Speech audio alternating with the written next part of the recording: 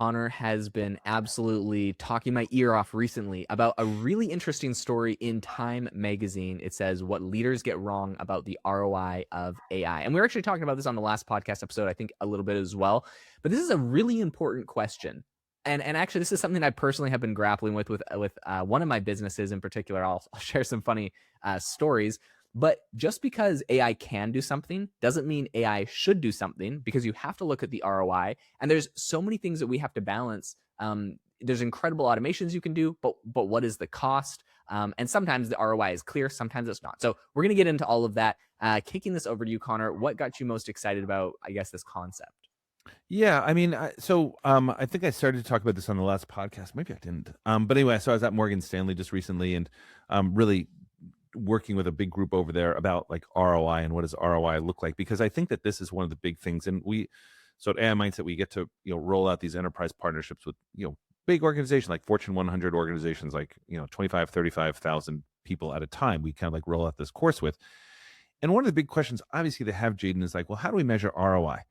And so we have like a few ideas on this, but like our thinking has evolved. So I'm going to kind of take us through just like a couple of ways of thinking about this. But then at the same time, Katie George, who I'm a big fan of, she was over at McKinsey for a long time and is now over at Microsoft, wrote that piece in Time about like ROI. And first of all, I really agree with sort of like what she was saying about this, but I'm also, what she was sort of saying is essentially like people keep looking at this as if it's a new system or a new product that you put in place, and all of a sudden your ROI jumps. And she's like, it's just not like that. It's about changing how people work. And we're like, that's exactly how we think. And so, Gene, just to sort of like kick off this conversation, the way we think about this is, I'm going to give two ways that we think about this.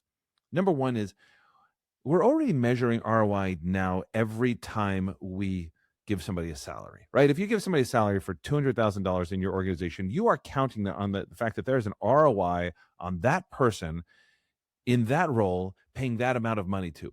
Now, everyone knows that there's not the same ROI on every salary. You know that sort of like people can be making the same, and on some, like the ROI on that salary is like 10x, and on some it's like, oh, it's like 1x or 2x or something like that. You're basically getting your money's worth. Why? Because behind that ROI, behind that salary, is a human that has to work better or work not, and or work less. So if that's the ROI, and AI is intended to augment how people work, now you're talking about Xing that ROI of that salary. It's not like, and Jane, we do some work with hedge funds at AI Mindset, and listen, God love you for a hedge fund out there. You're not the easiest people to work with. I think you know that. I think you already know. I'm not telling you anything you don't know. But the thing about hedge funds is that like they're thinking often in terms of like, algorithms and things like that. Like, how can we, just sort of like get a slightly better return on investment, but on huge investment, on, $1 billion investment. And I get that, but that's not AI. So where does the disconnect come in? It comes in because AI looks like a technology, but acts like a person, right? What AI, we know when we do this with big companies, what we say all the time is like, this looks like a digital transformation, but it has nothing in common with a digital transformation. It has everything in common with change management. The digital transformation comes when you switch out your old system for Salesforce, and then you have to burn down your old CRM, and then you move everybody over to Salesforce. That's a digital transformation. You've moved people from a less efficient system to a more efficient system. AI is not that. AI is how do you augment how people think and work. And so when we think about ROI, the first one, as I said, is, can you look at the KPIs that you expect out of people and teams, and are those things going up?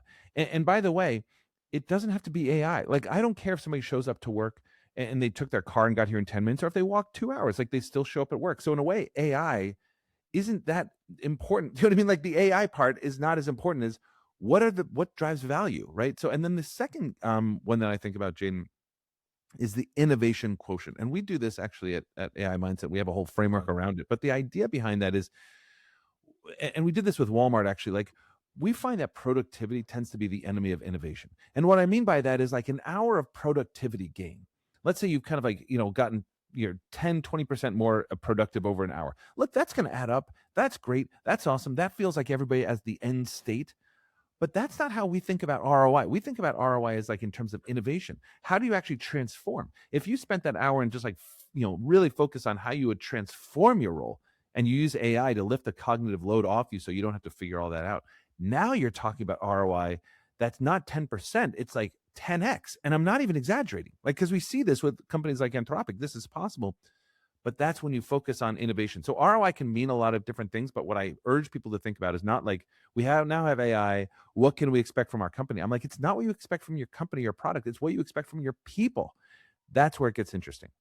100%. And I think one interesting thing about all of this is, you could be like, okay, how do we optimize what we're currently doing? Okay, we're using AI, we're getting, 10% better, 20% better, 50% better in all of the same processes. But the way you use AI or what AI can do can fundamentally shift how your entire company operates. It's like, how can I get my horse to go like 20% faster, 10% faster? Don't use the horse. Go to a car. You're in a completely different league. You're doing things in a completely different way. It's interesting.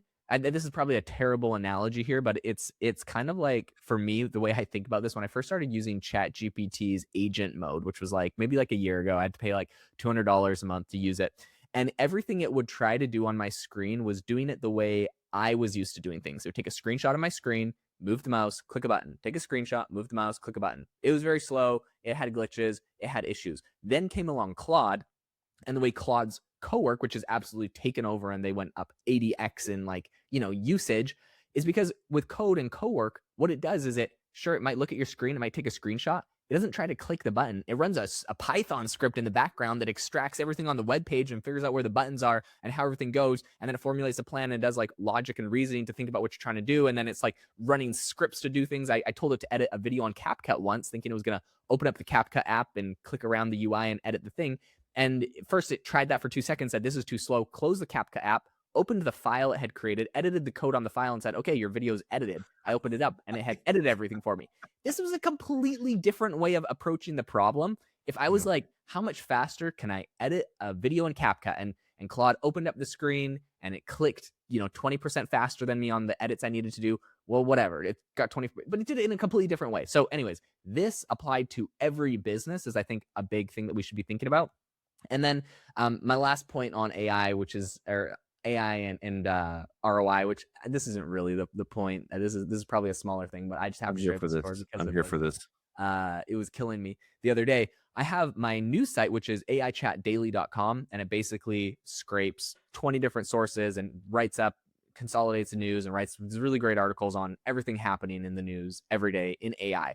So something that I was doing was I needed to generate like really good thumbnails or like hero art for every article that was being generated. And I was using OpenAI 1.5 or OpenAI 2 image model to do this. Now, I had these really amazing prompts, and I had this amazing prompt cycle where I had like 20 different prompts and it would cycle through them, and it was making these images that just looked incredible, and it was like grabbing them from Wikipedia and then editing. Anyways, I had this like whole process that was amazing.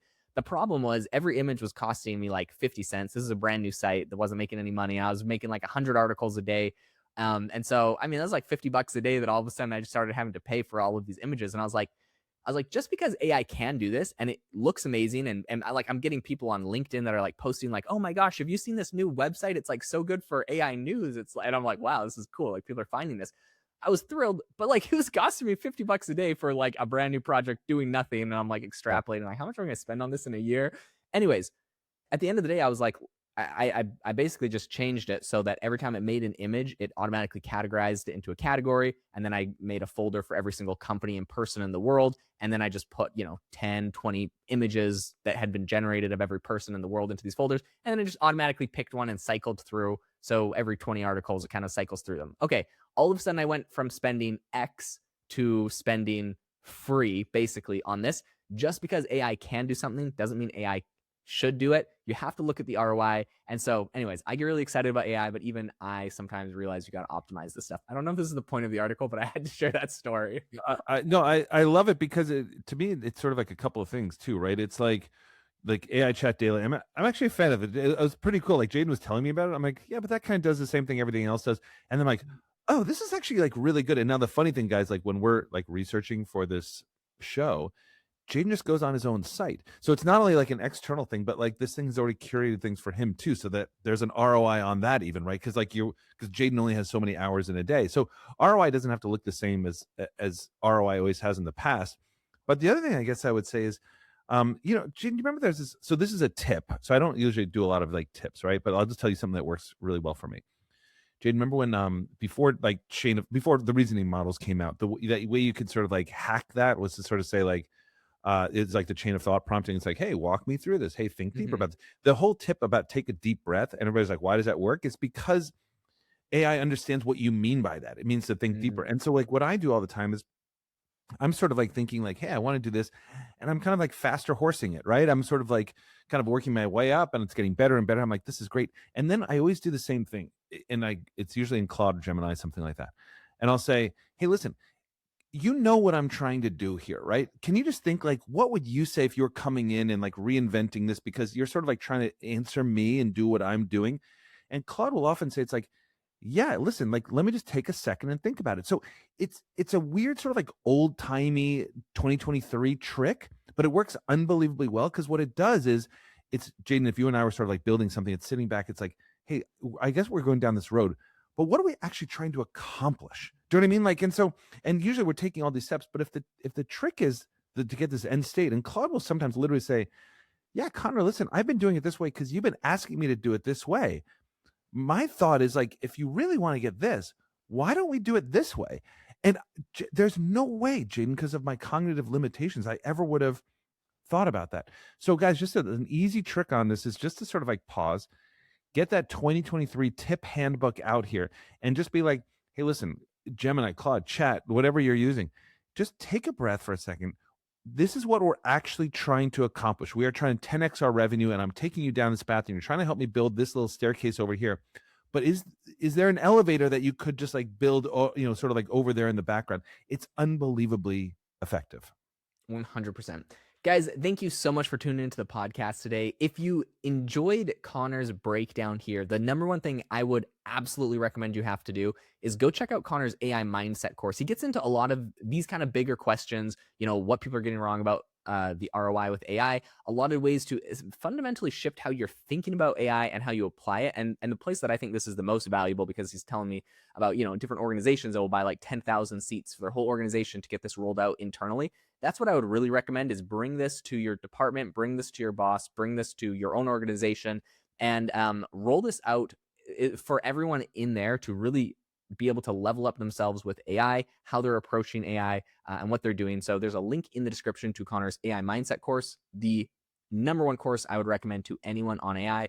Absolutely phenomenal, especially in enterprise. All right, guys, thank you so much for tuning into the podcast. We'll catch you guys all in the next episode.